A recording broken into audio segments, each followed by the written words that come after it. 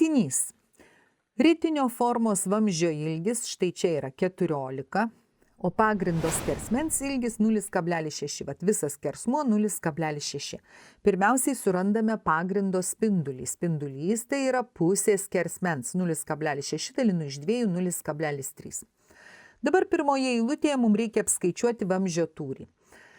Ritinio tūris skaičiuojamas pagal formulę pi r kvadratu h. Lygu rašau pi, spindulį aš jau žinau, 0,3 kvadratu, na, o h yra mūsų štai šitas dydis. Jeigu aš ritinį dabar taip pastatyčiau kitaip, tai jo aukštinė kaip tik ir būtų tas a reikšmė. Tai yra kart 14 vietoj h įrašau. Lygu sudauginu skaičiuotuvu 1,26 pi kubinių metrų. Štai toks yra mano vamzdžio tūris. Antroji eilutė. Kiek kvadratinių metrų skardos reikėjo vamzdžiui pagaminti? Vamzdis tai aišku, čia yra tuščia viduris, čia tuose galuose nieko nėra. Tai mums reikia rasti šoninio paviršiaus plotą. Šoninio paviršiaus plotas.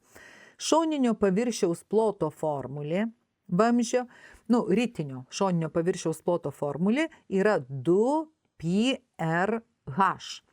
Taigi aš tiesiog galiu įsirašyti, kad turiu 2 padauginti iš pi, padauginti iš r 0,3 ir kart h kart 14. Sudauginu ir gaunu 8,4 pi kvadratinių metrų. Neprašo mūsų suapvalinti nieko, tai mes tiesiog taip ir paliekam tą atsakymą. Trečioji uždavinio dalis. Kiek kartų padidės vamzdžio tūris, jei jį pailginsim 8 kartus, reiškia dabar jau ilgis būtų nebe 14, bet 14 kart 8. O pagrindo spindulį sumažinsim 2 kartus, taigi pagrindo spindulys jau būtų ne 0,3, bet 0,15. Šį uždavinį galime spręsti iš naujo suskaičiavę to kito pakeisto kūgio tūrį. Tai yra vietoje r jau įsirašę 0,15, o vietoje h 14 kart 8. Bet aš padarysiu šiek tiek kitaip. Kadangi nenoriu ilgų skaičiavimų, aš tiesiog skaičiuosiu dabar pakeisto to ritinio tūrį pagal formulę.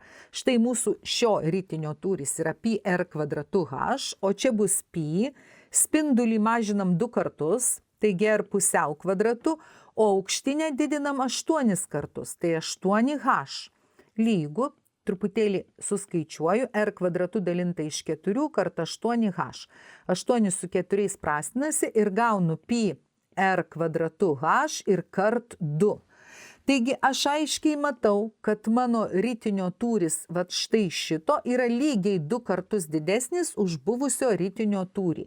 Taigi atsakymas tūris padidės 2 kartus.